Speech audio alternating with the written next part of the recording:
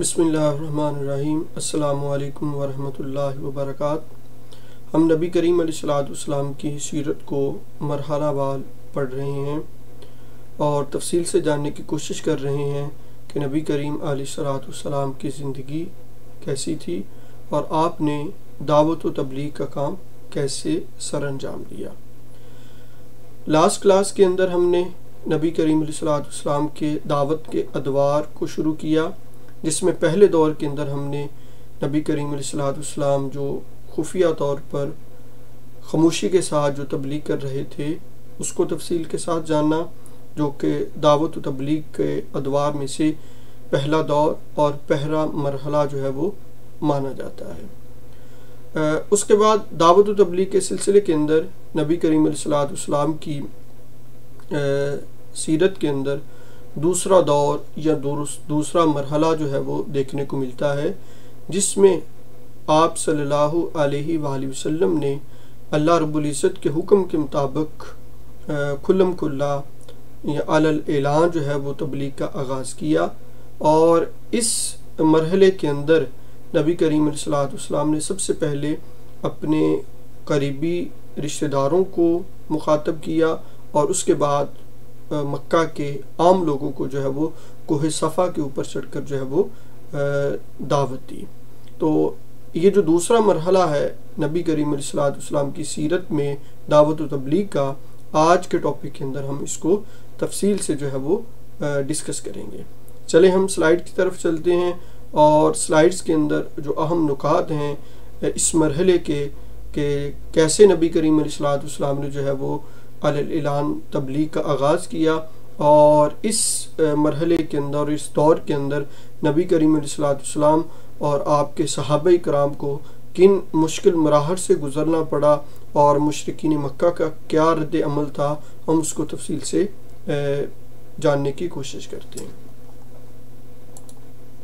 جیسا کہ آپ کو معلوم ہے کہ ہم نبی کریم علیہ السلام کی سیرت کا جو مکی دور ہے اس کو پڑھ رہے ہیں، اور انشاءاللہ ایک دو اور ہمارے جو ہیں وہ لیسن ہوں گے جس میں جو ہے وہ مکی دور جو ہے وہ کمپلیٹ ہو جائے گا۔ اور مکی دور کے دو حصے جیسے کہ میں پہلے ڈسکس کر چکا ہوں، ایک بیسس سے پہلے کا ہے، یعنی کہ جب آپ نے اعلان نبوت نہیں کیا اس سے پہلے کا 40 سال دور ہے، اور ایک جو ہے وہ بیست کے بعد والا ہے، اور لاسٹ کلاس کے اندر ہم نے جو ہے وہ نبوی جو پہلے 3 سال تھے اس کے اندر نبی کریم علیہ السلام نے خاموشی سے دعوت و تبلیغ کا کام کیا، اس مرحلے پر ہم نے بات کی، اور آج ہم جو ہے وہ دعوت و تبلیغ کا جو دوسرا مرحلہ ہے جس میں نبی کریم علیہ السلام نے جو ہے وہ علی الاعلان دعوت دی، کھلی تبلیغ کا آغاز کیا، اس کو تفصیل سے جانتے ہیں۔ یہ جو دوسرا مرحلہ ہے دعوت و تبلیغ کا، اس میں جو پہلا سٹیپ ہے یا پہلا مرحلہ ہے وہ اظہار دعوت کا پہلا حکم ہے، اور یہ حکم نبی کریم علیہ السلام نے جو ہے وہ اپنے قریبی رشتہ داروں کو جو ہے وہ دیا۔ جیسا کہ اللہ رب العزت نے اس مرحلے کو قرآن مجید کے اندر اس طرح بیان کیا سورہ شعراء کے اندر، وَأَنذِرْ عَشِيرَتَكَ الْأَقْرَبِينَ، کہ اے نبی آپ اپنے قریبی اور نزدیکی رشتہ داروں کو جو ہے وہ عذاب الہی سے ڈرائیے۔ سورہ شعراء کو اگر ہم دیکھیں تو اس سورہ کے اندر اللہ رب العزت نے حضرت موسیٰ علیہ السلام کا جو واقعہ ہے وہ تفصیل سے بیان کیا، اور اس سورہ کے اندر حضرت موسیٰ علیہ السلام کا جو تذکرہ کیا گیا ہے وہ اس طرح سے کیا گیا ہے کہ ان کی نبوت کا آغاز کیسے ہوا، اور پھر انہوں نے جو ہے وہ بنی اسرائیل کو لے کر جو ہے وہ ہجرت کیسے کی، فرعون اور قوم فرعون سے جو ہے وہ نجات کیسے پائی، اور فرعون اور آل فرعون کو اللہ رب العزت نے جو ہے وہ کیسے غرق کیا، اور ان کو بنی اسرائیل کو کیسے دنیا کے لیے منتخب کر لیا۔ یعنی کہ حضرت موسیٰ علیہ السلام کی زندگی کی، آپ کی تبلیغ کے تمام مراحل کو جو ہے وہ اشارتاً جو ہے وہ بیان کیا گیا ہے، اجمالی طور پر بیان کیا گیا، تاکہ اللہ رب العزت اپنے محبوب علیہ الصلوۃ والسلام اور اپنے محبوب علیہ الصلوۃ والسلام کے جو ساتھی ہیں، صحابہ ہیں، ان کو یہ تسلی ہو جائے کہ ایمان لانے کے بعد یا جب دعوت کا ہم کام کر رہے ہوتے ہیں تو اس کام کے اندر بہت ساری مشکلات آئیں گی، اور یہ مشکلات ہر نبی، ہر پیغمبر کو آئی ہیں، اور اس طرح جو ہے وہ شعراء کا جو پورا ہم مضمون دیکھتے ہیں اس سے ہمیں یہ چیز ملتی ہے کہ تبلیغ کے وقت بہت ساری مشکلات کا جو ہے وہ سامنا کرنا پڑتا ہے۔ اور اسی سورہ کے اندر اللہ رب العزت نے اپنی نبی علیہ الصلوۃ والسلام کو مخاطب کیا کہ وَأَنذِرْ عَشِيرَتَكَ الْأَقْرَبِينَ، کہ اے نبی، اے محبوب، آپ دعوت کا جو کام کرنے لگے ہیں اس کا آغاز اپنے قریبی رشتہ داروں کے ساتھ کریں۔ تو نبی کریم علیہ الصلوۃ والسلام نے جب دعوت کا کام ظاہری طور پر یعنی کہ علی الاعلان جو ہے وہ اس کا آغاز کیا، تو نبی کریم علیہ الصلوۃ والسلام نے جو ہے وہ سب سے پہلے جو قریبی رشتہ دار تھے یا قبیلی قبائل تھے ان کو جمع کیا،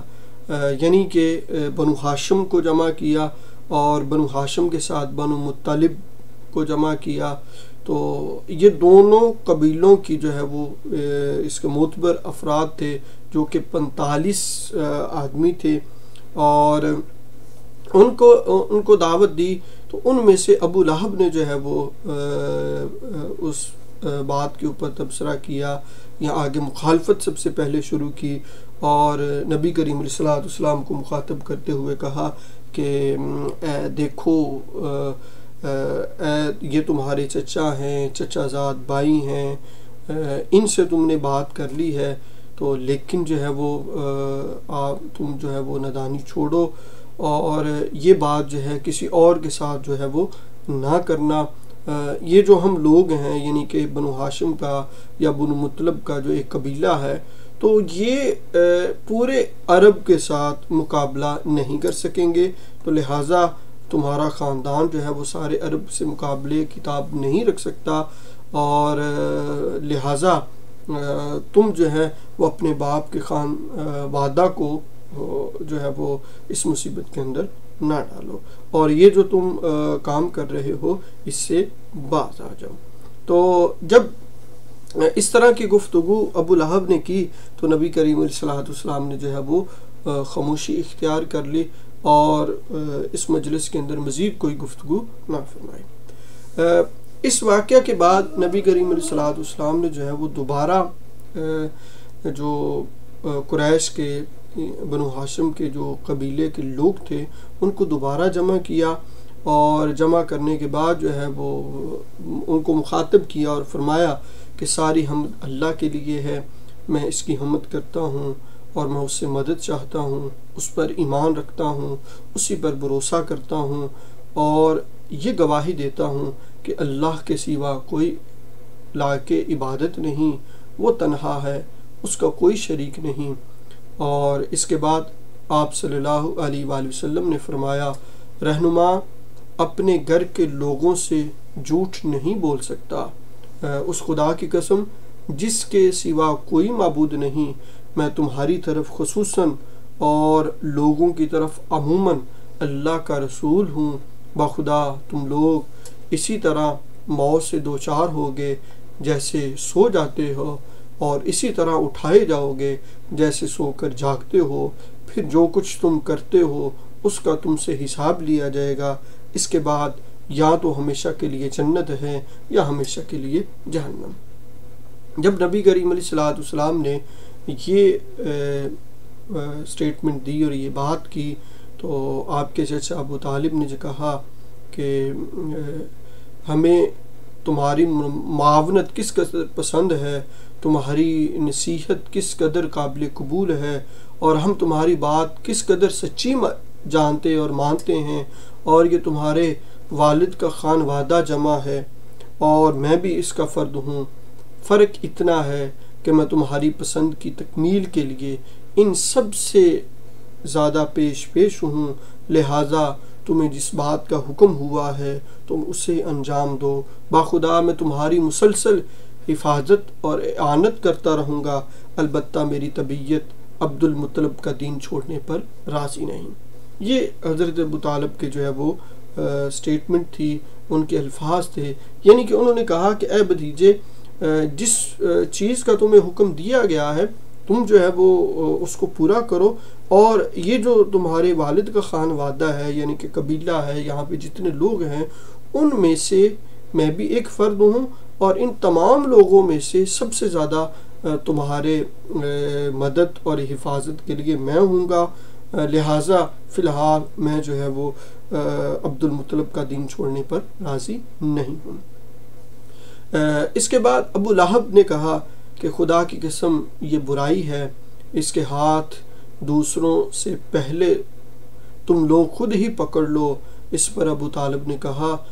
خدا کی قسم جب تک جان میں جان ہے ہم ان کی حفاظت کرتے رہیں گے۔ یعنی کہ ابو لہب نے کہا کہ خدا کی قسم اس سے پہلے کہ دوسرے قبیلے کے لوگ نعوذ باللہ محمد صلی اللہ علیہ وسلم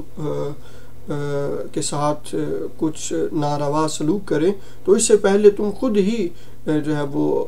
روک لو ان کو، تمام قبیلے کے لوگوں کو کہا۔ تو اس پر ابو طالب نے کہا کہ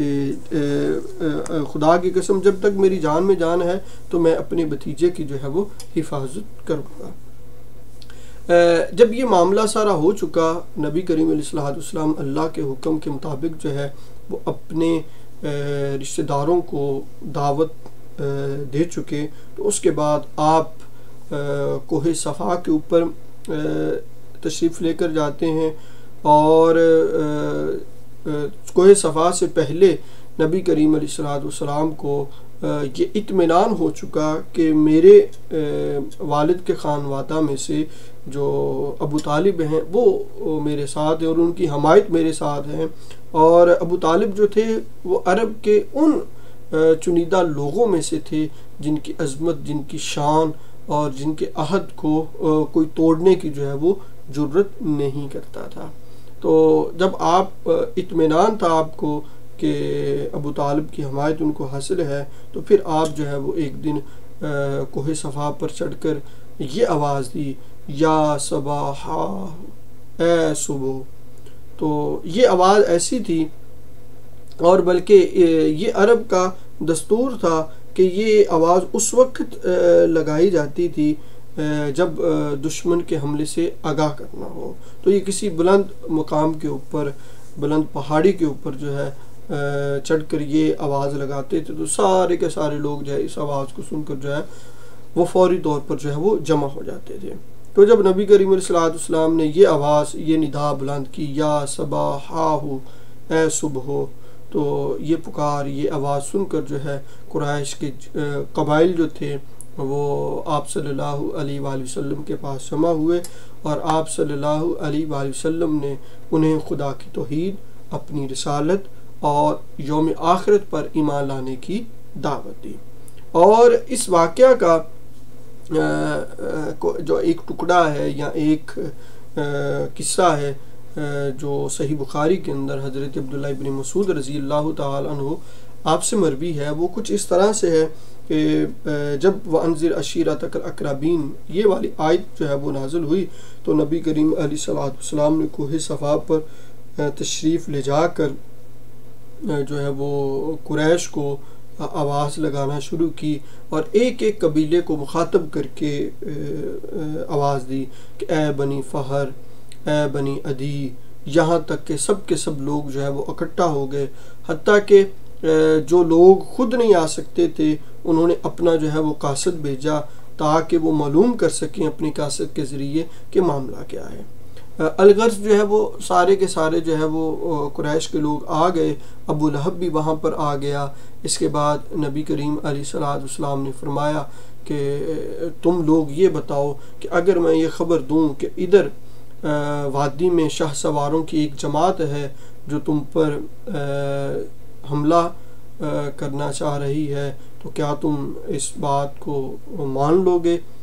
تو لوگوں نے کہا ہاں ہم نے آپ پر سچ ہی کا تجربہ کیا ہے، یعنی کہ ہمیشہ آپ کو جو ہے وہ سچ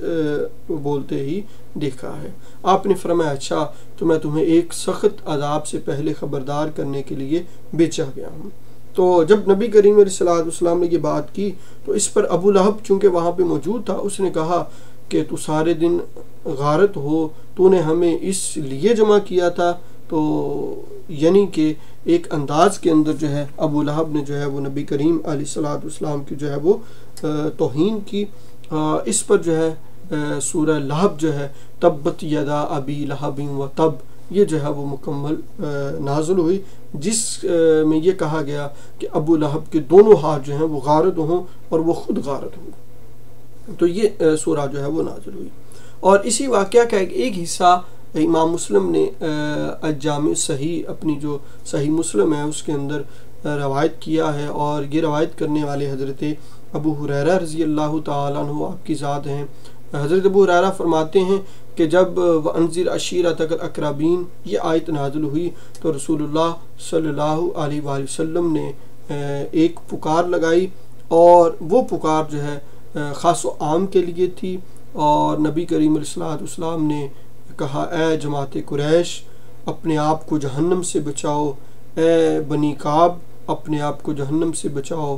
اے محمد کی بیٹی فاطمہ اپنے آپ کو جہنم سے بچا، کیونکہ میں تم لوگوں کو اللہ کی گرفت سے بچانے کا کچھ بھی اختیار نہیں رکھتا، البتہ تم لوگوں سے نسب و قرابت کے تعلقات ہیں جنہیں میں باقی اور تر و تازہ رکھنے کی کوشش کروں گا۔ تو یہ نبی کریم علیہ السلام کی طرف سے ایک واضح طور پر میسیج تھا، پیغام تھا، دعوت تھی کہ قریش والوں کو اور اہل مکہ کو، اور اسپیشلی جو ہے وہ اپنی قریبی رشتہ داروں کو، کہ تم ایک خدا کی عبادت میں آ جاؤ، ایک خدا کو مانو، یہ جو بتوں کی عبادت کرتے ہو اس کو چھوڑ دو۔ تو نبی کریم علیہ السلام نے واضح طور پر جو ہے وہ سب سے پہلے اپنے قریبی رشتہ داروں کو اسلام کی دعوت دی، اور اس کے بعد جو ہے نبی کریم علیہ السلام نے جو ہے وہ ہر عام و خاص کو جو قریبی رشتہ داروں کے علاوہ تھے ان کو یہ میسج دیا کہ وہ اسلام قبول کر لیں، اور جو بت ہیں ان کے جن کی وہ عبادت کر رہے ہیں ان کو چھوڑ دیں۔ اس کے ساتھ جو ہے جب حق و شگاف اعلان ہوا حق کا، تو یعنی کہ واضح طور پر نبی کریم علیہ السلام نے حق کا بتا دیا، اور اس کے اوپر جو مشرکین کا رد عمل تھا وہ اس طرح سے تھا کہ یہ آواز جو دعوت کی آئی نبی کریم علیہ السلام کی طرف سے، تو یہ مکہ کے اطراف میں بھی سنائی دے رہی تھی، اور اللہ رب العزت کی طرف سے یہ حکم ہوا، اور ایک اور آیت نازل ہوئی فَاصْدَعْ بِمَا تُؤْمَرُ وَأَعْرِضْ عَنِ الْجَاهِلِينَ، کہ نبی کریم علیہ السلام کو یہ حکم دیا گیا کہ اے نبی، اے محبوب، تمہیں جو حکم دیا گیا ہے تم اس کو کھول کر بیان کرو، اور مشرکین سے رخ پھیر لیجئے، ان کی کوئی پرواہ نہ کیے۔ اس کے بعد نبی کریم علیہ السلام نے جو ہے شرک اور مشرکین جو تھے، جو شرک کرتے تھے اللہ تعالیٰ کی ذات کے ساتھ، بتوں کی عبادت کرتے تھے، تو ان کی حقیقت کے اوپر بھی جو ہے وہ بات کی۔ پہلے سٹیپ کے اوپر تو نبی کریم علیہ السلام نے جو ہے وہ اللہ تعالیٰ کی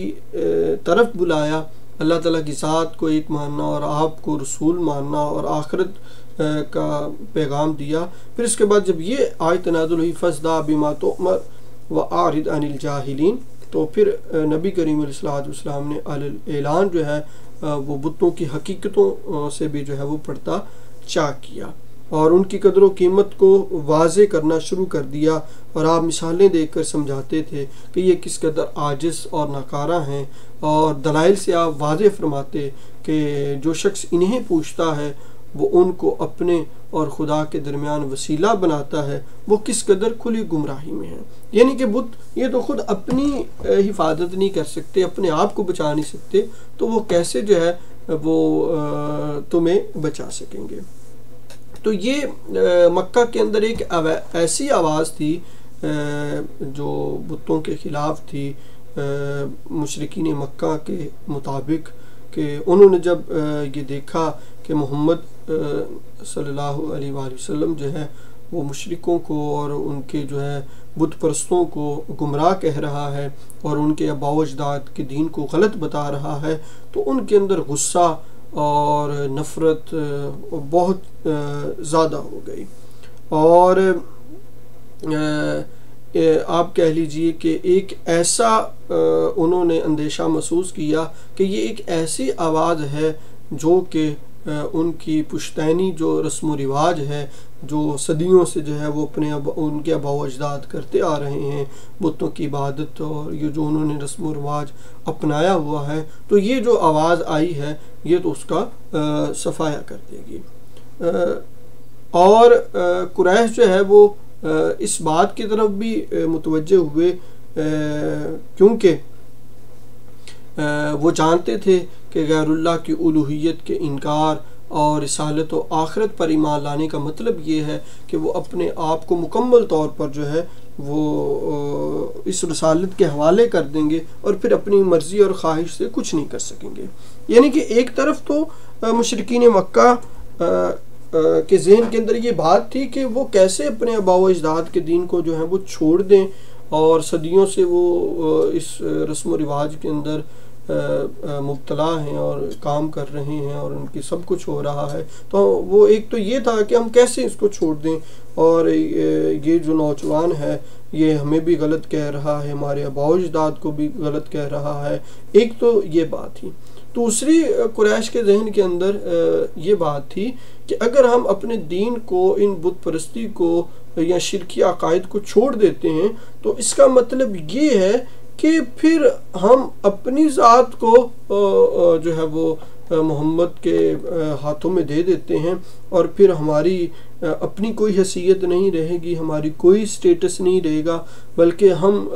جو ہے وہ اس کے رحم و کرم پر ہی ہوں گے۔ کیونکہ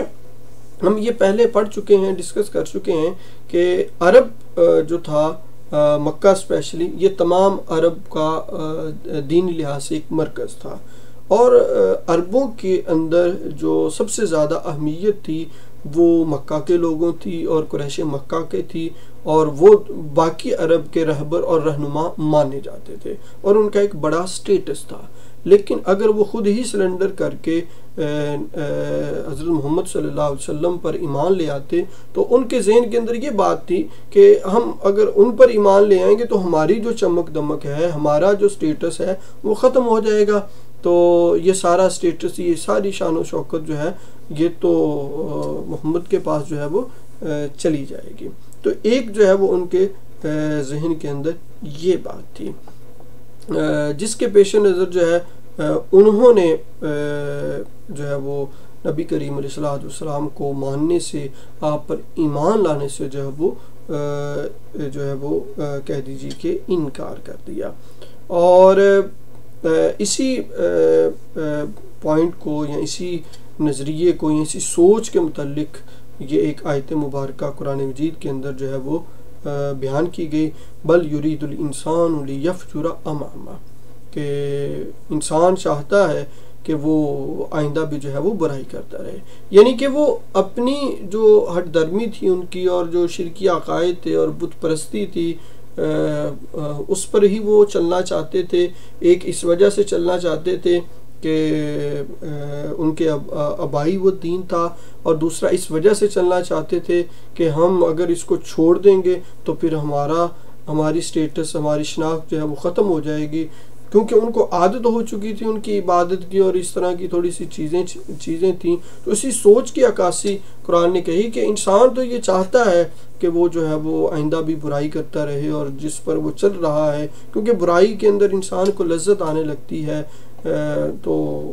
وہ اس کے ساتھ بڑا مانوس ہو جاتا ہے۔ لیکن قریش کے لیے ایک بڑا چیلنج یہ تھا کہ ان کو یہ سمجھ نہیں آ رہی تھی کہ جس شخص نے یا جس انسان نے ان کے بتوں کو یا ان کے دین کے اوپر بات کی تھی تو وہ کوئی معمولی انسان نہیں تھا، وہ ایک غیر معمولی انسان تھا جو صادق اور امین کے نام سے پورے عرب کے اندر مشہور تھا،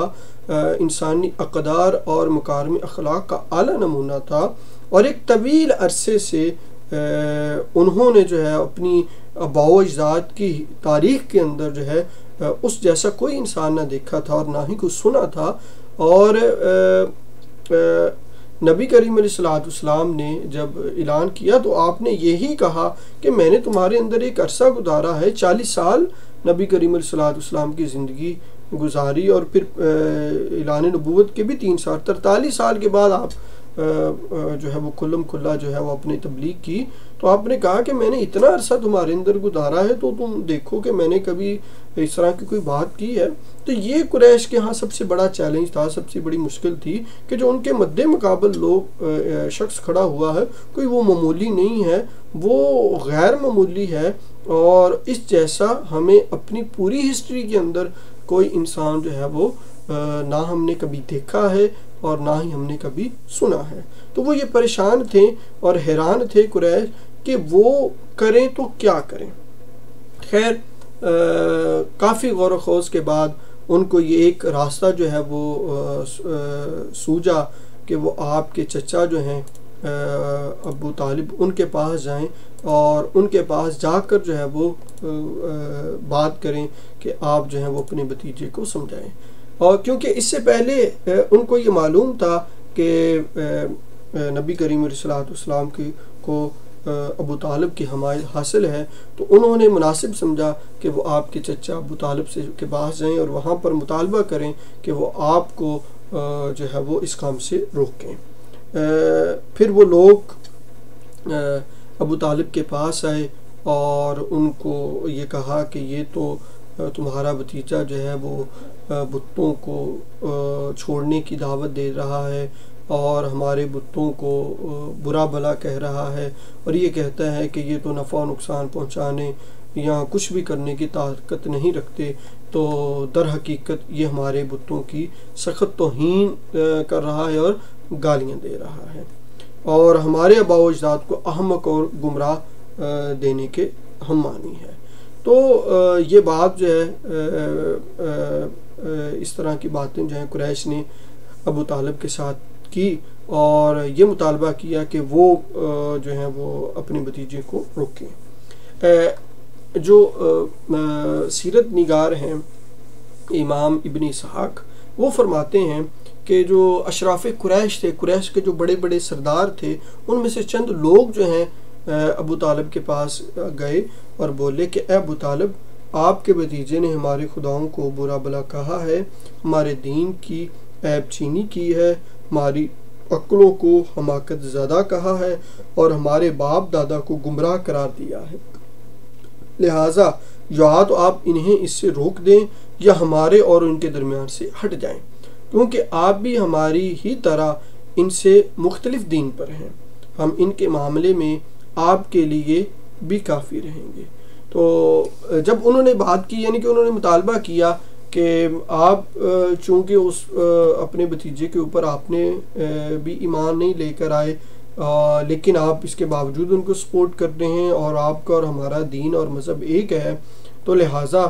یا تو آپ ان کو باز کر لیں یا پھر جو ہے وہ آپ درمیان سے ہٹ جائیں، ہم خود ہی اس کے ساتھ بات کر لیتے ہیں. جب یہ بات قریش مکہ نے کی تو ابو طالب نے جو ہے وہ نرم بات کہی اور کچھ رازدارانہ جو ہے وہ لب و لہجہ وہ اختیار کیا اور بالآخر جو ہے وہ لوگ جو ہے وہ واپس چلے گئے. اور رسول اللہ صلی اللہ علیہ وآلہ وسلم جو ہے وہ اپنے طریقے کے مطابق جو ہے وہ دین تبلیغ کو جو ہے وہ رواں دواں انہوں نے رکھا اور دین اسلام کو پھیلانے اور تبلیغ کرنے کے اندر مصروف رہے. ابھی کچھ ہی دن ہوئے تھے یا کچھ ہی ماہ ہوئے تھے کہ جو مکہ کے اندر جو ہے وہ حج کا موسم قریب آ گیا. جب حج کا موسم قریب آیا تو اس کا مطلب کیا کہ قریش کو یہ فکر معلوم ہو گئی کہ اب حج کرنے کے لیے تو پورے عرب سے لوگ آئیں گے اور یہاں پہ آ کے ٹھہریں گے. تو جب وہ یہاں پہ آ کے ٹھہریں گے تو محمد ان کو بھی اپنے دین کی طرف جو ہے وہ بلائے گا، تو لہٰذا ہمارا جو ہے وہ معاملہ اور خراب ہو جائے گا. لوگ اس پر ایمان لے کر آئیں گے اور ہمارا یہ سارے کا سارا سلسلہ جو ہے وہ ختم ہو جائے گا. تو لہٰذا انہوں نے کیا کیا کہ ایک مجلس شورا جو ہے وہ بنائی تاکہ جو حج کرنے کے لیے لوگ آئیں ان کو روکا جا سکے کہ وہ محمد سے ملاقات نہ کریں یا ان کی بات کی تصدیق نہ کریں۔ تو اس پر جو ہے سب لوگ جو ہے وہ قریش مکہ کے جو ہے وہ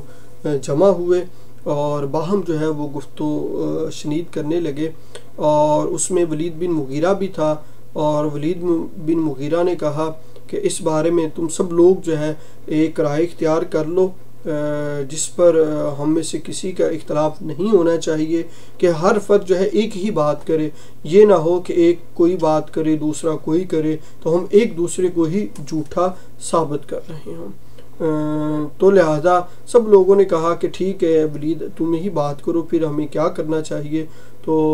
ولید نے کہا، ولید بن مغیرہ نے، کہ تم بتاؤ کہ ہمیں کون سی رائے اختیار کرنی چاہیے، میں تمہیں اس کا جواب دیتا ہوں اور میں سنتا ہوں۔ تو کچھ لوگوں نے کہا کہ ہم کہیں گے کہ وہ کاہن ہے، تو ولید بن مغیرہ نے کہا کہ نہیں باخدا وہ کاہن نہیں ہے، ہم نے کاہنوں کو دیکھا ہے، اس شخص کے اندر نہ کاہنوں جیسی گنگناہٹ ہے نہ ان کے جیسی قافیہ گوئی اور ٹک بندی ہے۔ اس پر لوگوں نے کہا ٹھیک ہے پھر ہم ان کو پاگل کہیں گے۔ تو ولید بن مغیرہ نے کہا نہیں وہ پاگل بھی نہیں ہیں، ہم نے پاگل بھی دیکھے ہیں اور ان کی کیفیت بھی، اس شخص کے اندر نہ پاگلوں جیسی دم گھٹنے کی کیفیت ہے اور نہ ہی الٹی سیدھی حرکتیں ہیں اور نہ ہی ان جیسی بہکی بہکی باتیں ہیں۔ تب لوگوں نے کہا کہ ٹھیک ہے ہم ان کو شاعر کہہ دیں گے۔ تو ولید بن مغیرہ نے کہا کہ نہیں وہ شاعر بھی نہیں ہیں، ہم رجس، حجس، قریز، مقبوض، مبسوط یہ سارے ہی اصناف سخن معلوم ہیں اور ہم سب یہ جانتے ہیں کہ بہرحال یہ جو کلام پڑھتے ہیں وہ شعر نہیں ہے۔ تب لوگوں نے کہا کہ ٹھیک ہے پھر ہم ان کو جادوگر کہیں گے۔ تو ولید نے کہا کہ نہیں یہ شخص جادوگر بھی نہیں ہے، تو ہم نے جادوگر بھی دیکھے، ان کا جادو بھی دیکھا ہے، تو یہ شخص نہ تو ان کی طرح جاڑ پھونک کرتا ہے نہ گرا لگاتا ہے۔ تو تب لوگوں نے کہا کہ پھر کیا کہیں تم ہی بتاؤ۔ تو ولید نے کہا خدا کی قسم اس کی بات بڑی شیریں ہے، بڑی میٹھی ہے، تو اور اس کی جڑ پائیدار ہے اور اس کی شاخ پھلدار ہے، تم جو بھی بات کہو گے لوگ اسے باطل سمجھیں گے، البتہ اس کے بارے میں سب سے مناسب بات یہ کہہ سکتے ہیں کہ وہ جادوگر ہے، کہ اس نے ایسا کلام پیش کیا ہے نعوذ باللہ کہ جو جادو ہے، اور اس جادو سے جو ہے وہ باپ بیٹے، بھائی بھائی، شوہر بیوی اور قبیلے میں جو ہے وہ پھوٹ پڑ جاتی ہے، بالآخر سارے لوگ جو ہے وہ اس تجویز پر جو ہے وہ متفق ہوگے اور وہاں سے رخصت ہوگے کہ حج کے موسم کے اندر جو لوگ حج کرنے کے لیے آئیں گے تو ہم ان کو یہی بتائیں گے کہ یہ جادوگر ہے۔ تو یہ جو پوری کابینہ ہوئی یا ایک مجلس شورا بنائی گئی، تو اس کو قرآن نے جو ہے وہ سورہ المدثر کے اندر جو ہے وہ اس طرح بیان کیا کہ ولید نے جب کہا یہ ساری چیزوں کو جھٹلا دیا اور لوگوں نے کہا کہ تم ہی بتاؤ، پھر اس نے تھوڑی دیر سوچا اور سوچنے کے بعد جو ہے یہ کہا کہ ہم اس کو جادوگر قرار دے دیتے ہیں۔ تو اس کا جو ہے وہ نقشہ سورہ مدثر کے اندر قرآن نے یوں کھینچا، انہو فکر وقدر فقتل کیف قدر ثم قتل کیف قدر ثم نظر ثم عبس وبصر ثم ادبر واستكبر فقال ان هذا الا سحر یوثر ان هذا الا قول البشر۔ تو اس کا مفہوم وہی ہے ان آیات کا جو میں اوپر میں نے پہلے عرض کر دیا ہے۔ بہرحال یہ قرارداد جب پاس ہو چکی، طے ہو چکی، تو اس کو عملی جامہ پہنانے کی جو ہے وہ کارروائی شروع ہوئی، اور کچھ کفار مکہ جو ہے وہ عازمین حج یعنی کہ جو حج کا ارادہ کرنے والے لوگ تھے اور جن جن رستوں سے وہ آتے تھے مختلف رستوں کے اوپر بیٹھ گئے اور وہاں سے ہر گزرنے والے کو آپ کے خطرے سے آغاز کرتے رہے اور آپ کے متعلق جو ہے وہ تفصیلات جو ہے وہ بتانے لگے۔ اور اس سب کام کے اندر جو ابو لہب جو تھا وہ سب سے پیش تھا، اور وہ حج کے دنوں کے اندر لوگوں کے ڈیروں کے اوپر جاتا اور بازاروں کے اندر جاتا، جو اس وقت وہاں کے بازار لگتے تھے، اور وہ نبی کریم علیہ الصلوۃ والسلام کے پیچھے پیچھے رہتا، اور نبی کریم علیہ الصلوۃ والسلام جب بھی جو ہے وہ کوئی بات کرنے لگتے تو وہ لوگوں کو کہتا کہ اس کی بات نہ ماننا، یہ نعوذ باللہ جھوٹا اور بددین ہے۔ اور اس پوری دوڑ دھوپ کا یا جد و جہد کا نتیجہ یہ نکلا کہ لوگ جو ہیں جب حج کے موسم سے جو ہے اپنے گھروں کو واپس ہوئے تو ان کے علم کے اندر یہ بات آ چکی تھی کہ نبی کریم علیہ الصلوۃ والسلام نے جو ہے وہ دعوی نبوت کیا ہے، اور یوں نبی کریم علیہ الصلوۃ والسلام کا ذکر اور آپ کا چرچا جو ہے وہ پورے عرب کے اندر جو ہے وہ پھیل چکا تھا۔ اب چونکہ آپ صلی اللہ علیہ وآلہ وسلم کا جو ہے وہ چرچا پورے عرب کے اندر پھیل چکا تھا، تو اور لوگ جو ہے وہ نبی کریم علیہ الصلوۃ والسلام کی طرف جو ہے وہ کھینچے چلے جا رہے تھے، تو لوگوں نے اور اسپیشلی قریش مکہ نے اور کفار مکہ نے جو ہے پھر مختلف محاذ آرائیاں جو ہیں وہ آپ صلی اللہ علیہ وآلہ وسلم کے ساتھ جو ہے وہ شروع کر دیں، وہ اس لیے کہ وہ آپ کی تبلیغ کو روک سکیں، اور اس میں سے مختلف انہوں نے طریقے اختیار کیے، جن میں سے چند جو ہیں وہ میں آپ کے ساتھ شیئر کرتا ہوں۔ سب سے پہلا جو انہوں نے طریقہ اختیار کیا وہ یہ طریقہ اختیار کیا کہ وہ ہنستے آپ صلی اللہ علیہ وسلم کی ذات پر، ٹھٹھا کرتے، تحقیر آپ کی کرتے، استہزاء کرتے اور آپ کو جھٹلاتے، اور آپ کی تحقیر کرنے کا مقصد، آپ کو کا مذاق اڑانے کا یا آپ کی تکذیب کا مقصد صرف یہ تھا کہ وہ مسلمانوں کو بد دل کر دے اور ان کے حوصلے توڑ دیں، اور تاکہ لوگ جو ہیں وہ اس دین کو یا آپ صلی اللہ علیہ وآلہ وسلم کی پیروی کے اندر نہ جائیں۔ تو وہ نبی کریم علیہ الصلوۃ والسلام کو ناروا تہمتوں اور بےہودہ گالیوں کا نشانہ بناتے تھے، اور اس کے لیے وہ کبھی آپ کو پاگل کہتے، نعوذ باللہ من ذالک، جیسا کہ قرآن میں کہا گیا، ان کے اس رویے کو بیان کیا گیا، وَقَالُوا يَا أَيُّهَا الَّذِي نُزِّلَ عَلَيْهِ الذِّكْرُ إِنَّكَ لَمَجْنُونَ، کہ انہوں نے کہا کہ یہ وہ شخص جس پر قرآن نازل ہوا تو یقیناً پاگل ہے۔ یہ کفار کا ایک جو رویہ تھا اس کو بیان کیا گیا، اور کبھی آپ صلی اللہ علیہ وآلہ وسلم کو جو ہے وہ جادوگر اور جھوٹے ہونے کا الزام لگاتے، جیسا کہ قرآن نے بیان کیا کہ وَعَجِبُوا أَن جَاءَهُم مُنذِرٌ مِّنْهُمْ وَقَالَ الْكَافِرُونَ هَذَا سَاحِرٌ كَذَّابٌ، کہ انہوں نے کہا کافروں نے کہ یہ تو جھوٹا جادوگر ہے۔ اور پھر جو ہے وہ کبھی جو کفار جو ہے آپ کے آگے پیچھے جو ہے وہ پرغضب ہو کر اور ہوتے اور بڑکتے ہوئے جذبات کے ساتھ چلتے پھرتے، اور اسی کو جو ہے وہ قرآن نے یوں بیان کیا، وَإِن يَكَادُ الَّذِينَ كَفَرُوا لَيُزْلِقُونَكَ بِأَبْصَارِهِمْ لَمَّا سَمِعُوا الذِّكْرَ وَيَقُولُونَ إِنَّهُ لَمَجْنُونٌ، تو کبھی جو ہے وہ جب آپ کے ذکر کو سنتے وہ لوگ یہ کہتے کہ یہ تو مجنون ہے، یعنی کہ نعوذ باللہ پاگل ہے۔ اور کبھی جو ہے کفار اور قریش مکہ جو ہے یہ رویہ اختیار کرتے ہیں، یہ طریقہ اختیار کرتے، جب آپ صلی اللہ علیہ وآلہ وسلم کسی جگہ پر تشریف فرما ہوتے اور آپ کے ارد گرد کمزور یا مظلوم صحابہ کرام جو ہیں وہ موجود ہوتے، تو وہ ان کمزور اور مظلوم صحابہ کرام کو دیکھ کر مشرکین ان کا مذاق اڑاتے اور کہتے اہؤلاء من اللہ علیہم من بیننا، کہ اچھا یہی وہ لوگ ہیں جن پر اللہ نے ہمارے درمیان احسان فرمایا، یعنی کہ ان کو طنز کرتے اور ان کا مذاق اڑاتے۔ جواباً اللہ تعالیٰ نے جو ہے وہ قرآن کے اندر بیان فرمایا کہ الیس اللہ بعلم بالشاکرین، کہ اللہ شکر گزاروں کو سب سے بہتر جانتا ہے۔ اور مشرکین کی جو عام طور پر جو کفیت تھی ان کا جو ہے وہ نقشہ ان آیات کے اندر یوں کھینچا گیا یا بیان کیا گیا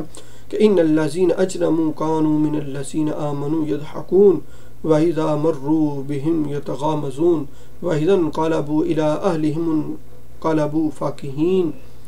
وَإِذَا رَأَوْهُمْ قَالُوا إِنَّ هَٰؤُلَاءِ لَضَالُّونَ وما ارسلوا علیہم حافظین۔ تو ان آیات کے اندر جو ہے وہی کیفیات کو بیان کیا گیا مشرکین مکہ کی جو ابھی میں نے جو ہے وہ بیان کی ہیں۔ ایک تو یہ محاذ آرائی کی صورت تھی پہلی کہ وہ مذاق اڑاتے، طنز کرتے اور گالیاں دیتے ہیں، اس طرح کا رویہ اختیار کرتے کہ لوگ جو ہیں وہ بدظن ہو کر یا اکتا کر جو ہے وہ اس سے باز آ رہے ہیں۔ محاذ آرائی کی جو دوسری صورت تھی وہ یہ تھی کہ وہ آپ صلی اللہ علیہ وآلہ وسلم کی تعلیمات کو مسخ کرتے یا اس کے اندر شکوک و شبہات پیدا کرتے اور جھوٹا پروپیگنڈا کرتے تاکہ جو ہے وہ لوگ آپ کی بات کو سننے میں کنفیوز ہوتے اور یہ طے کرنا پاتے کہ سچ کیا ہے اور جھوٹ کیا ہے۔ اور آپ صلی اللہ علیہ وآلہ وسلم کی تعلیمات سے لے کر شخصیت تک آپ واہیات اعتراضات کا انہوں نے نشانہ بنایا، اور قرآن نے جو ہے وہ مشرکین مکہ کے متعلق یہ کہا کہ انہوں نے نبی کریم علیہ السلام کو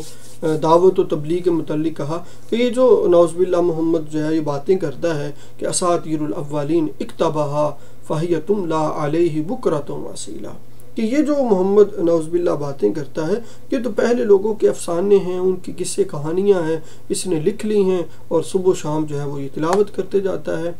اور ایک دوسرے مقام پر کہا ان ھذا الا افک افتراہ واعانہ علیہ قوم آخرون، یہ تو محض جھوٹ ہے جو اس نے گھڑ لیا ہے اور کچھ دوسرے لوگ ہیں جو اس پر مدد کر رہے ہیں۔ اور اسی طرح مشرکین یہ بھی کہتے کہ انما یعلمہ بشر، کہ یہ قرآن تو آپ کو کسی انسان نے سکھایا ہے، یہ کوئی اللہ کا کلام نہیں ہے۔ تو رسول اللہ صلی اللہ علیہ وآلہ وسلم پر یہ بھی ایک اعتراض کرتے کہ مالی حاضر رسول یاکل الطعام ویمشی فی الاسواق، یہ کیسا رسول ہے کہ کھانا بھی کھاتا ہے اور بازاروں میں چلتا پھرتا بھی ہے۔ تو اس طرح بہت سارے الزامات اور سوالات کھڑے کرتے اور جس کا قرآن مجید کے اندر جو ہے وہ تذکرہ کیا، اور یہ سب کچھ اعتراضات کرنے کا اور بیہودہ الزام لگانے کا مقصد صرف یہ تھا کہ لوگ جو ہیں وہ نبی کریم علیہ السلام کے ساتھ جڑنے سے جو ہے وہ باز رہیں۔ اسی طرح محاذ آرائی کی ایک تیسری صورت تھی جو کہ قریش مکہ نے یہ کہیں کہ انہوں نے نبی کریم علیہ السلام کی تعلیمات کو پہلے لوگوں کے واقعات اور افسانوں کے ساتھ مقابلہ کرنا جو ہے وہ شروع کر دیا، یعنی کہ قرآن کا اور پہلے جو واقعات تھے، قصص تھے دیگر پہلی قوموں کے، ان کے ساتھ کمپیریزن کرنا شروع کر دیا اور لوگوں کو اس میں الجھا دیا اور پھنسا دیا کہ یہ دیکھیں یہ تو ویسے ہی باتیں کر رہے ہیں، تو یہ تو ساری کی ساری چیزیں پہلے بھی موجود ہیں، یہ قصے کہانیاں ہیں، اس کا کوئی حقیقت کے ساتھ تعلق نہیں ہے۔ تو اس میں جو پیش انسان تھا وہ نضر بن حارث کا واقعہ ہے کہ اس نے ایک بار قریش سے کہا کہ قریش کے لوگوں، خدا کی قسم تم پر ایسی افتاد آن پڑی ہے کہ تم لوگ اب تک اس کا کوئی توڑ نہیں لا سکے، یعنی کہ تمہیں ایک ایسی مصیبت میں پھنس چکے ہو جس کا تمہارے پاس کوئی علاج نہیں ہے، کوئی توڑ نہیں ہے، تم اس کے پاس کوئی حل نہیں ہے۔ تو محمد تم میں سے جوان تھے اور تو تمہارے سب سے پسندیدہ تھے، سب سے زیادہ سچے اور سب سے بڑھ کر امانت دار تھے۔ اب جب کہ ان کی کن پٹیوں پر سفیدی دکھائی پڑھنے کو ہے، یعنی کہ وہ بزرگ ہو رہے ہیں اور وہ تمہارے پاس کچھ باتیں لے کر آئے ہیں، تو تم کہتے ہو کہ وہ جادوگر ہے۔ نہیں، بخدا وہ جادوگر نہیں ہے۔ ہم نے جادوگر دیکھے ہیں کہ ان کی جھاڑ پھونک اور گرہ بندی بھی دیکھی ہے، اور تم لوگ کہتے ہو کہ وہ کاہن ہے۔ نہیں، بخدا وہ کاہن بھی نہیں، ہم نے کاہن بھی دیکھے ہیں، ان کی الٹی سیدھی حرکتیں بھی دیکھی ہیں اور ان کی فکرہ بندیاں بھی سنی ہیں۔ تم لوگ کہتے ہو کہ وہ شاعر ہیں، نہیں، بخدا وہ شاعر بھی نہیں ہے، ہم نے شعر بھی دیکھا ہے اور اس کے سارے جو ہے وہ اصناف بھی سنے ہیں۔ تم لوگ کہتے ہو کہ وہ پاگل ہے، نہیں، بخدا وہ پاگل بھی نہیں ہے، ہم نے پاگل پن بھی دیکھے ہیں۔ یہاں نہ اس طرح کی گھٹن ہے، نہ دیسی بہکی باتیں ہیں اور نہ ان جیسی جو ہے وہ فریب کارانہ گفتگو ہے۔ تو قریش کے لوگوں سوچو، خدا کی قسم تم پر زبردست افتاد آن پڑی ہے۔ تو اس کے بعد یہ گفتگو کرنے کے بعد نضر بن حارث جو ہے وہ حیرا گیا. یہ ایک جگہ کا نام ہے جو عرب کے قرب و جوار کے اندر تھی. تو وہاں بادشاہوں کے واقعات سنے اور رستم و اسفندیار کے قصے سیکھے اور پھر واپس آیا. تو اس نے کیا طریقہ اختیار کیا کہ جب نبی کریم علیہ السلام کسی جگہ پر بیٹھ کر اللہ رب العزت کی باتیں کرتے اور اس کی گرفت سے لوگوں کو ڈراتے تو یہ شخص وہاں پر پہنچ کر کہتا کہ بخدا محمد کی باتیں مجھ سے بہتر نہیں. وہ بھی وہاں کے قصے کہانیاں سناتا. اور پھر اس کے بعد وہ فارس میں گیا, وہاں کے بادشاہوں سے بھی اس طرح کے قصے سنے. اور جب بھی نبی کریم علیہ السلام کسی جگہ پر بیٹھتے تو وہ یہی کہتا کہ محمد کی باتیں تو مجھ سے بہتر نہیں, جو وہ بات کرتے میں بھی وہ کرتا ہوں. تو لوگوں کو جو ہے وہ کنفیوز کر دیتا. اور ایک روایت جو حضرت عبداللہ ابن عباس سے ہے اس میں یہ آتا ہے کہ نضر نے جو ہے چند لونڈیاں جو وہ خرید رکھی تھی, اور جب کسی آدمی کو کے بارے میں اس کو پتہ چلتا کہ یہ نبی کریم علیہ السلام کی طرف مائل ہو رہا ہے تو وہ اس پر اپنی ایک لونڈی جو ہے وہ مسلط کر دیتا, جو اس کو کھلاتی پلاتی گانا سناتی اور اتنا اس کو اپنی طرف مائل کر لیتی کہ وہ انسان جو ہے وہ اسلام کی طرف اس کا جھکاؤ باقی نہ رہتا. اور اسی سلسلے میں اللہ رب العزت کا یہ ارشاد ہوا کہ وَمِنَ النَّاسِ مَن يَشْتَرِي لَهْوَ الْحَدِيثِ لِيُضِلَّ عَن سَبِيلِ اللَّهِ کہ لوگوں میں سے کچھ ایسے ہیں جو کھیل کی باتیں خریدتے ہیں تاکہ اللہ کی راہ سے بھٹکا دیں. تو یہ تیسری صورت تھی جو ہے وہ محاذ آرائی کی, جس میں قریش مکہ نے اور اسپیشلی نضر بن حارث نے جو ہے مختلف جگہوں پر جا کر کچھ واقعات سنے اور اس کا کمپیریزن جو ہے یا مقابلہ جو ہے قرآن کے ساتھ کرنا شروع کر دیا تاکہ وہ لوگوں کو شک و شبہ کے اندر ڈال سکے. محاذ آرائی کی جو ایک اور صورت تھی وہ سودے بازی کی تھی, جس میں مشرکین نے یہ کوشش کی کہ اسلام اور وہ جاہلیت کو یا بت پرستی کو جو ہے وہ گڈمٹ کر دیں یا ملا دیں یا ان کے درمیانی صورت جو ہے وہ نکال دیں. انہوں نے یعنی کہ کچھ لو اور کچھ دو کا کے اصول پر انہوں نے جو ہے وہ نبی کریم علیہ السلام سے گفتگو کی. کیا گفتگو کی؟ انہوں نے نبی کریم علیہ السلام سے کہا کہ کچھ آپ ہماری مان لیں, کچھ ہم تمہاری مان لیتے ہیں, یعنی کہ کچھ آپ نرمی دکھائیں کچھ ہم نرمی دکھاتے ہیں تو معاملہ سیٹل کر دیتے ہیں. اور اسی رویے کو سورہ نون کے اندر اللہ رب العزت نے بیان کیا وَدُّوا لَوْ تُدْهِنُوا فَيُدْهِنُونَ کہ وہ چاہتے ہیں کہ آپ بھی تھوڑے ڈھیلے پڑ جائیں اور وہ بھی ڈھیلے پڑ جائیں اور کچھ معاملہ جو ہے وہ سیٹل ہو جائے. اور اس آیت مبارکہ کی تفسیر کے اندر علامہ ابن جریر طبری, طبرانی اور دیگر مفسرین نے جو ہے وہ ایک روایت بیان کی ہے کہ مشرکین مکہ نبی کریم علیہ السلام کو یہ تجویز پیش کی کہ ایک سال آپ ہمارے بتوں کی پوجا کریں اور ایک سال ہم جو ہیں وہ تمہارے رب کی عبادت کریں گے, اور اس میں سے جو بہتر ہوگا ہم طے کر لیں گے تو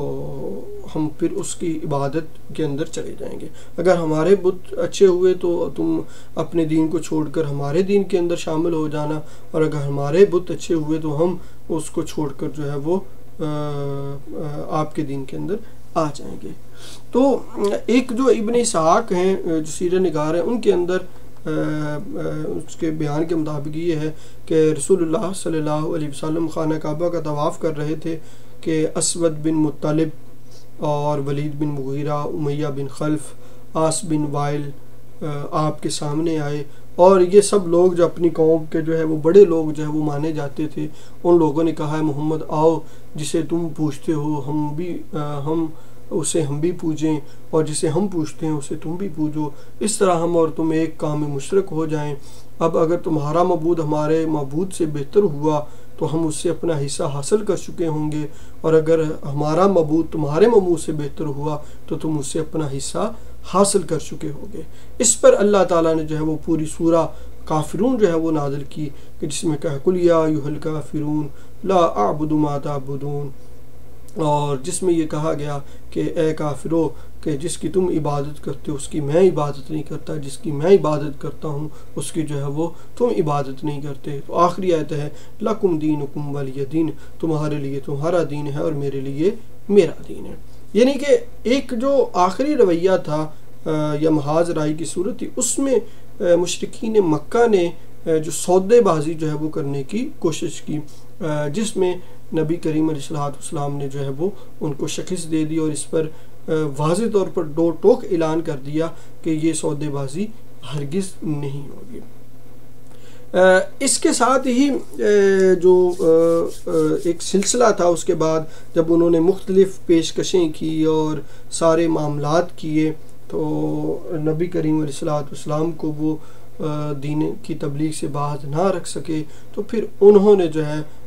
ظلم و جور کا، ظلم و زیادتی کا جو ہے وہ بازار گرم کر دیا، اور ایک بار پھر جو ہے 25 سرداران قریش کی ایک کمیٹی تشکیل دی گئی جس کا سربراہ ابو لہب تھا، اور اس کمیٹی کے اندر باہمی مشورے اور غور و خوض کے بعد یہ طے پایا کہ وہ رسول اللہ صلی اللہ علیہ وآلہ وسلم اور آپ کے جو پیروکار ہیں یعنی کہ صحابہ کرام رضوان اللہ تعالی علیہم اجمعین، ان کے خلاف ایک فیصلہ کن قرارداد منظور کی، یعنی کہ یہ طے پایا کہ اسلام کی مخالفت، پیغمبر اسلام کی اظہار ثانی اور اسلام لانے والوں کو طرح طرح کے جور و ستم اور ظلم و تشدد کا نشانہ بنانے میں کوئی کسر نہ چھوڑی جائے گی۔ تو یہ کہا گیا کہ اب ان کے اوپر ظلم و ستم کیا جائے گا۔ اب یہ طے تو پا گیا، لیکن نبی کریم علیہ السلام کی ذات کے اوپر، کیونکہ آپ کی ذاتی طور پر آپ پرشکوہ، باوقار اور منفرد شخصیت کے مالک انسان تھے، دوست دشمن سبھی آپ کو تعظیم کی نظر سے دیکھتے تھے، اور آپ جیسی شخصیت کا سامنا اکرام و احترام سے ہی کیا جا سکتا تھا، اور آپ صلی اللہ علیہ وآلہ وسلم کے خلاف کسی نیچ اور ذلیل حرکت کی جرت کوئی رذیل اور احمق انسان ہی کر سکتا تھا، اور یہ جو آپ کا عظمت اور شان تھی تو کوئی بھی جو ہے وہ نبی کریم علیہ السلام کو اذیت دینے میں پہل نہیں کر رہا تھا، اور کسی کی یہ جرت نہیں ہو رہی تھی کہ وہ نبی کریم علیہ السلام کو اذیت، ایک تو ان کے ذاتی عظمت کے لحاظ سے، اور دوسرا جو ہے ابو طالب کی حمایت حاصل تھی، اور ابو طالب مکہ کے ان گنے چنے لوگوں میں سے تھے جو اپنی ذات اور اجتماعی جو پوری کی پوری کمیونٹی تھی یا لوگ تھے، تو دونوں حیثیتوں سے وہ اتنے باعظمت تھے کہ کوئی شخص ان کا عہد توڑنے کی جرت نہیں کر سکتا تھا، اور نہ ہی ان کے خانوادہ یعنی کہ ان کے خاندان پر ہاتھ ڈالنے کی کوئی جسارت کر سکتا تھا۔ تو اب قرارداد یا ایک فیصلہ کرنے کے بعد قریش جو ہے وہ بڑی سخت مشکل اور کشمکش میں تھے، مگر سوال یہ تھا کہ جو ہے وہ سب سے پہلے کون جو ہے وہ نبی کریم علیہ السلام کی ذات کے اوپر جو ہے وہ ظلم کا جو ہے وہ بازار گرم کرنے کا آغاز کرے۔ اس مجلس کا چونکہ سربراہی ابو لہب نے کی، اور ابو لہب جو ہے وہ پہلے ہی نبی کریم علیہ السلام کے بارے میں یہ اس کا موقف تھا، اور اس کی سوچ بھی کچھ اس طرح کی تھی کہ جب نبی کریم علیہ السلام نے کوہ صفا کے اوپر جو ہے وہ دعوت اور تبلیغ کا کام کیا، تو اس وقت بھی جو ہے ابو لہب نے جو ہے وہ نبی کریم علیہ السلام کو کے لیے نازیبا الفاظ استعمال کیے، اور اسی کے ساتھ ہی اعلان نبوت سے پہلے ابو لہب کے دو بیٹے عتبہ اور عتیبہ، ان سے نبی کریم علیہ السلام کی دو صاحبزادیوں کی شادی حضرت رقیہ اور ام کلثوم کی تھی، لیکن بعثت کے بعد اس نے ابو لہب نے جو ہے وہ دونوں کو طلاق دلوا دی۔ اب جب کوہ صفا کے اوپر آپ نے اعلان کیا تو اس وقت ایک روایت کے اندر آتا ہے کہ ابو لہب نے جو ہے وہ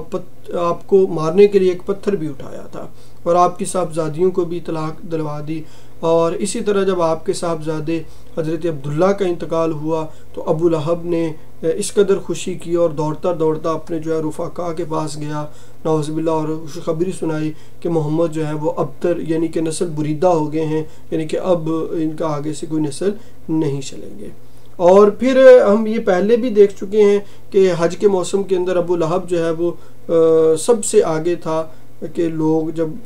قافلہ در قافلہ مکہ آتے تھے تو ان کو نبی کریم علیہ السلام کی ذات سے متنفر کرنے اور آپ کو جھوٹا قرار دینے میں بازاروں میں جاتا تھا اور جو ہے وہ ہر ایک کے پاس جا کر نبی کریم علیہ السلام کی توہین کیا کرتا تھا۔ اور اسی طرح جو ہے ابو لہب کی جو بیوی ام جمیل جس کا نام عروہ تھا، جو حرب بن امیہ کی بیٹی تھی اور ابو سفیان کی بہن تھی، وہ بھی نبی کریم علیہ السلام کی عداوت میں اپنے شوہر سے پیچھے نہیں تھی، اور وہ بھی جو ہے نبی کریم علیہ السلام کی توہین اور آپ کے خلاف بدزبانی کیا کرتی تھی۔ تو بہرحال نبی کریم علیہ السلام کی ذات کے اوپر سب سے پہلے جس نے آغاز کیا آپ کو اذیت دینے کا وہ ابو لہب تھا، اور وہ ایک تو آپ کے چچا بھی تھا اور پڑوسی بھی تھا۔ اس کے باوجود جو ہے نبی کریم علیہ السلام کے گھر جا کر اذیتیں دیتے تھے اور ستاتے تھے نبی کریم علیہ السلام کو۔ امام ابن اسحاق فرماتے ہیں کہ جو لوگ نبی کریم علیہ السلام کے گھر میں جا کر اذیت دیا کرتے تھے ان لوگوں میں ابو لہب، حکم بن ابی العاص، عتبہ بن ابی معیط، عدی بن حمراء اور ابن الاسداء، یہ سب لوگ آپ کے پڑوسی تھے اور نبی کریم علیہ السلام کو اذیت دیتے تھے، اور ان میں سے حکم بن ابی العاص کے علاوہ کوئی بھی مسلمان نہیں ہوا۔ ان کے ستانے کا طریقہ یہ ہوتا کہ جب بھی نبی کریم علیہ السلام جو ہے وہ نماز پڑھنے کے لیے جاتے تو بکری کی جو بچہ دانی ہوتی یا اجری ہوتی وہ اس طرح پھینکتے کہ وہ آپ کے اوپر گرتی، اور یا چولہے پر اگر ہانڈی چڑھائی ہوتی تو وہ اس کے اندر جا گرتی، اور مجبوراً نبی کریم علیہ السلام نے ان کی حرکتوں کو دیکھ کر جو ہے وہ ایک گروندہ بنانا پڑا تاکہ آپ جو ہے وہ ان نماز کے وقت ان کی اس حرکت سے بچ سکیں۔ بہرحال آپ صلی اللہ علیہ وسلم پر جو ہے وہ یہ گندگی پھینکی جاتی اور آپ اسے لکڑی پر لٹکا کر باہر نکلتے اور دروازے پر کھڑے ہو کر فرماتے اے بنی عبد مناف یہ کیسی ہمسائیگی ہے، اور پھر آپ صلی اللہ علیہ وسلم اسے راستے کے اندر ڈال دیتے۔ اور اسی طرح نبی کریم علیہ السلام کو اذیت دینے کا جو ایک معروف واقعہ عتبہ بن ابی معیط کا، حضرت عبداللہ بن مسعود روایت کرتے ہیں، بخاری شریف کے اندر یہ روایت موجود ہے کہ نبی کریم علیہ السلام بیت اللہ میں جو ہے وہ نماز پڑھ رہے تھے، ابو جہل اور اس کے کچھ رفقا بیٹھے ہوئے تھے، اتنے میں باس نے باس سے کہا کہ کون ہے جو بنی فلاں کے اونٹ کی اجری لائے اور محمد صلی اللہ علیہ وسلم کے سجدہ کریں تو ان کی پیٹھ پر ڈال دیں۔ تو یہ جب بات سنی تو عتبہ بن ابی معیط اٹھا اور اس نے وہ جو ہے وہ اوج لا کر جو ہے وہ نبی کریم علیہ السلام کے جو ہے وہ پیٹھ پر رکھ دیا جب آپ سجدہ میں گئے، اور اس سے جو ہے وہ حضرت عبداللہ بن مسعود فرماتے ہیں میں سارا ماجرا دیکھ رہا تھا لیکن مجھ میں اتنی ہمت نہیں تھی یا طاقت نہیں تھی کہ میں آپ کی مدد کر سکوں۔ تو اس کے بعد حضرت فاطمہ الزہرا رضی اللہ تعالیٰ عنہ آپ آتی ہیں اور آپ آ کر جو ہے وہ اس کو اوج کو جو ہے وہ ہٹاتی ہیں، اور آپ سر اٹھایا اور پھر 3 مرتبہ آپ صلی اللہ علیہ وسلم نے فرمایا اللہم علیک بقریش، کہ اے اللہ قریش کو پکڑ لے۔ حضرت عبداللہ بن مسعود رضی اللہ تعالیٰ عنہ فرماتے ہیں پھر آپ نے نام لے کر جو ہے وہ کہا کہ اے اللہ ابو جہل کو پکڑ لے، عتبہ بن ربیہ کو، شیبہ کو، ولید بن عتبہ کو، امیہ بن خلف کو اور عقبہ بن ابی معیط کو۔ تو یہ آپ نے فرمایا کہ یہ جب نبی کریم علیہ السلام نے نام لے تو غزوہ بدر کے اندر یہ سارے جو ہے وہ کیا کہتے ہیں کہ لوگ جو ہے وہ وہاں پر پڑے ہوئے تھے، اور اللہ تعالیٰ نے ان کا نام و نشان جو ہے وہ مسلمانوں کے ہاتھوں سے مٹوا دیا۔ اور اسی طرح امیہ بن خلف کا وتیرہ تھا کہ وہ نبی کریم علیہ السلام کو جو ہے وہ لعن طعن کرتا رہتا، اور اس کے متعلق ہی یہ قرآن کی آیت نازل ہوئی ویل لکل ہمزۃ لمزہ۔ اور اسی طرح امیہ بن خلف کا جو بھائی تھا ابی بن خلف، وہ بھی اسی طرح عتبہ بن ابی معیط کا گہرا دوست تھا، اور اس نے بھی جو ہے وہ نبی کریم علیہ الصلوۃ والسلام کی گستاخی کی، اور ایک مرتبہ گستاخی کی اور خود آ کر جو ہے وہ اس نے بتایا، اور ایک مرتبہ بسیدہ ہڈی کو لے کر جو ہے وہ توڑی اور ہوا میں پھونک مار کر رسول اللہ صلی اللہ علیہ وآلہ وسلم کی طرف اڑا دی۔ اور اسی طرح اخنس بن شریک نے بھی نبی کریم علیہ الصلوۃ والسلام کو استانے کے اندر کوئی کسر نہیں چھوڑی۔ ابو جہل بھی نبی کریم علیہ الصلوۃ والسلام کے پاس آ کر قرآن سنتا، لیکن بس سنتا ہی تھا، ایمان اور اطاعت وغیرہ نہیں لے کر آتا تھا، اور آپ کو اذیت بھی دیتا تھا۔ اور اسی طرح نبی کریم علیہ الصلوۃ والسلام کو اذیتیں دی گئی، اور نبی کریم علیہ الصلوۃ والسلام کے ساتھ ساتھ جو ہے جو آپ کے رفقا تھے، آپ کے صحابہ تھے، ان کو بھی جو ہے وہ اذیتیں دی گئی۔ حضرت عثمان بن عفان کو جو ہے وہ کھجور کی چٹائی میں لپیٹ کر جو ہے وہ دھواں دیا جاتا۔ حضرت مصعب بن عمیر رضی اللہ تعالیٰ عنہ کی ماں کو جب ان کے اسلام لانے کا علم ہوا تو انہوں نے ان کا دانہ بانی بند کر دیا، ان کو گھر سے نکال دیا۔ اور حضرت بلال حبشی جب ایمان لائے تو اس کا جو یہ امیہ بن خلف کے غلام تھے تو وہ ان کو اذیتیں دیتا تھا۔ اسی طرح جو ہے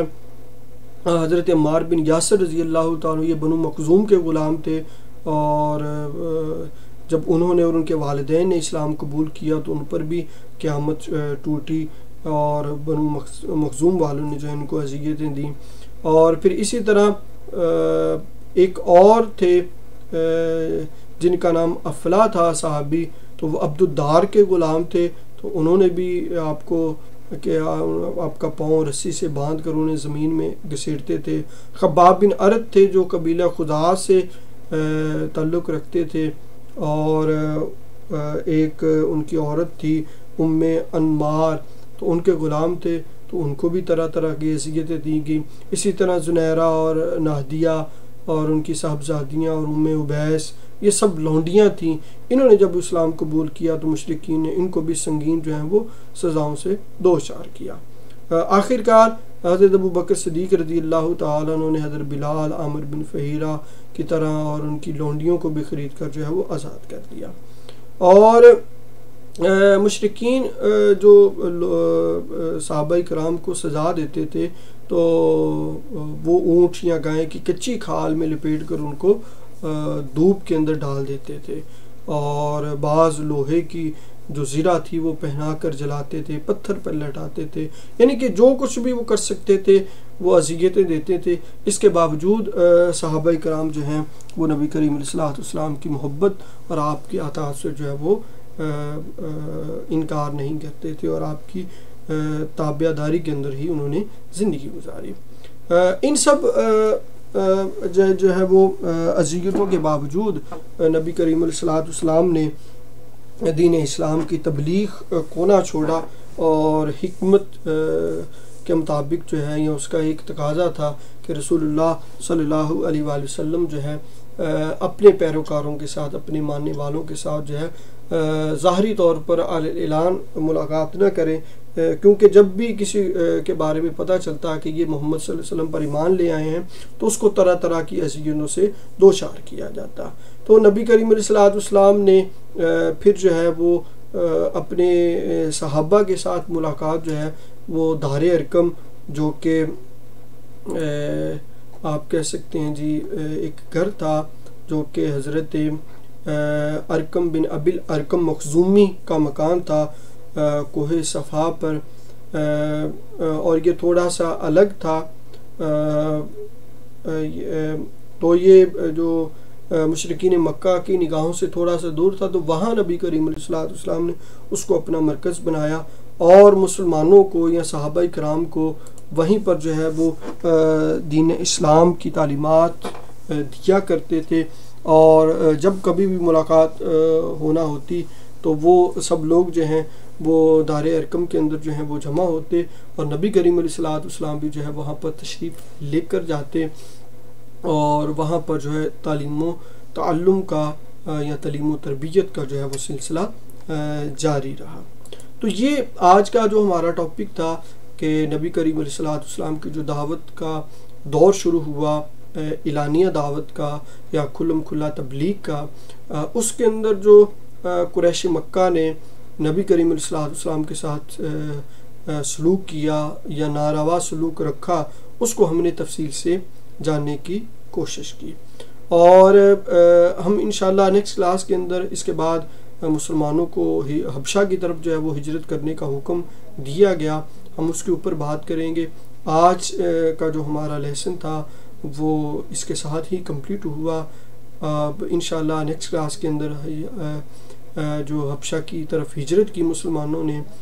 اس کی تفصیل بیان کریں گے۔ تب تک کے لیے اللہ حافظ۔